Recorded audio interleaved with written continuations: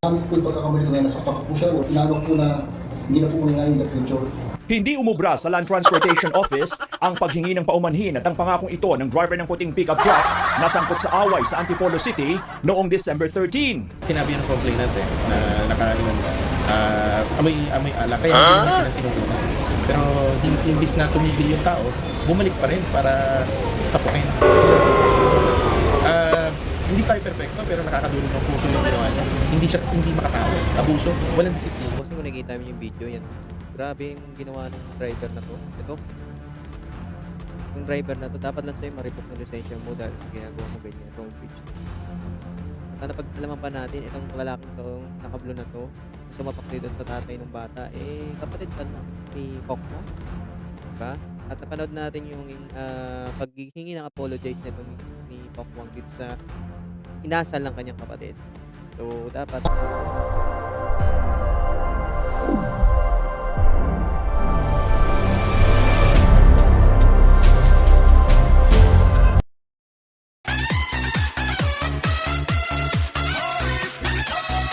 ayan, magandang araw sa atin lahat. Muling nagbabalik RMG News TV, mga boss!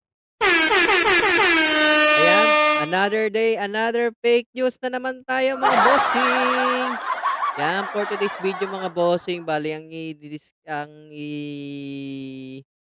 sa topic natin ngayon ay mainit-init kung saan trending ito sa social media na kung saan, ayan, mga bossing, mag-ama Mag-ama, itong tatay, tapos itong driver, binatukan po yung tatay nung bata. Napag-alamang ito po daw po ay lasing. Yan, road rage pa mo, road rage pa. So, bago natin ituloy yung panonood, mga bossing, muli, iyan, inimbitahan Huwag ko mong kayong subukan. mag-subscribe sa ating YouTube channel. Kung hindi pa kayo nakasubscribe, mga bossing, click nyo lamang yan, mga bossing, para magsagana maging update kayo sa ating mga paparating na next video. And mag-comment, like, share na rin kayo, mga bossing, para sa gano'n mai-sha-shoutout ko kayo sa ating pag-upload sa mga next video. So yun, mga bossing, ano pang hinihintay natin? Simulan na natin, mga boss. Let's go! Inaamin po yung pagkakamali ko ngayon, nasaktan ko po siya. Inano po na hindi na po mangyayari in the future. Hindi umubra sa Land Transportation Office ang paghingi ng paumanhin at ang pangakong ito ng driver ng puting pickup truck na sangkot sa away sa Antipolo City noong December 13. Sinabi ng complainant na nakainom na, amoy alak, kaya hindi na niya pinansinutunan.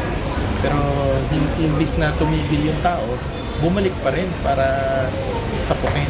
Walang tigil. So, hindi tayo perfecto pero nakakadulog ng puso yung ginawa niya. Hindi makatao, abuso, walang disiplina. Kung nakikita mo yung video, yan o. Grabe yung ginawa nung driver na to.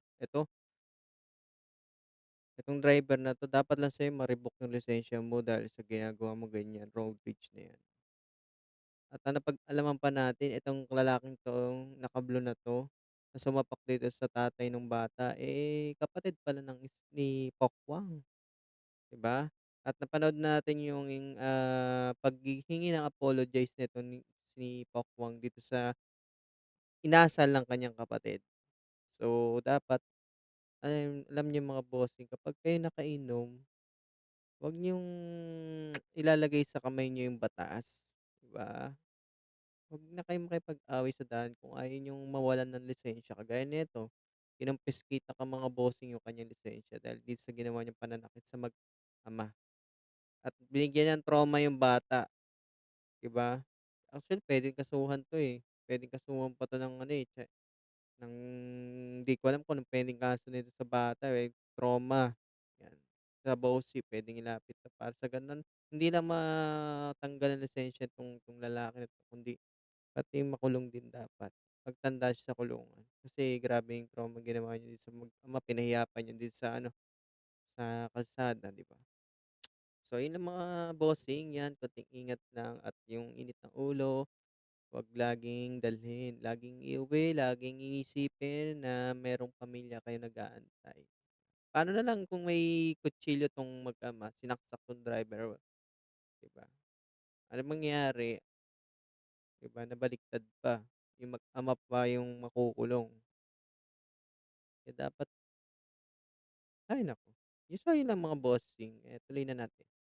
So, dito na natin natatapos ang video mga bossing. Bale ang reaksyon nga natin kagaya ng sinabi ko kanina, mag kung kayo'y nagda-drive yan at naka-encounter kayo ng ganito, mas papiliin niyo na lang umiwas kaysa maghanap pa ng gulo kung ayaw niyo magtulad dito sa taong 'to na natanggalan ng lisensya. Tandaan niyo ang lisensya ay privilege at hindi po yan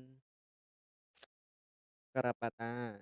So, yun lang mga bossing, kung nagustuhan niyo 'to mga boss, muli inimbitahan ko kayo mag-subscribe sa ating YouTube channel mga bossing para sa gano'n maging update kayo sa ating mga i-upload pa na next video mga bossing. So, yun lang ulit and have a nice day.